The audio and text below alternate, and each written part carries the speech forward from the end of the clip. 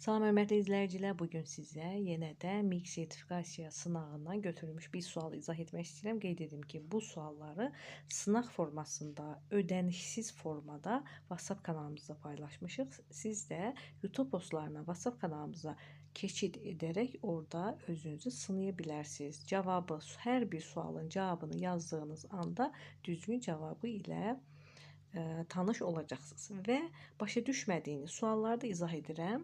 Bir izləyicimiz 6-cı sualın izahını istəmişdi. 6-cı sualı oxuyaq. Verilmiş cümlədə durğu işarələrinin düzgün ardıcıllığı müəyyən edin. Bizə lazımdır durğu işarələri və düzgün ardıcıllıq. Biz cümləyə baxanda görürük ki, vasitəsizlikli cümlədir. O dedi və yeni cümləyi keçirdisə, artıq biz burada dırnaqlardan yox, tirədən istifadə etməliyik. İndi mən altdan həmin durğu işarələrini sırayla yazacağım ki, daha səliqəli olsun. O dedi, qoşa nöqtə, yeni sətirdən, ağa 100 ildir bu torpaqda qulluq edirik. Tiri, ağa sözü burada, əziz şagirdlər, əziz müəllimlər, burada xitabdır. Çünki həmin yəni WhatsApp kanalımızda çoxu cavablar deyəndən sonra qeyd edəcəm, səhv cavabı götürüb. Vergülləri az götürüb. İndi biz bir-bir baxaq. Ağa bu demək xitabdır, vergül. 100 ildir ki, baxın 100 ildir.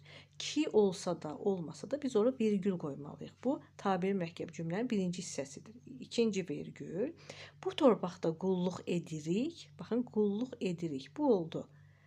Xəbər və özündən sonra və bağlayıcısı yoxdur, vergül olmalıdır. 10 sənin kimi ərbab yola salmışıq.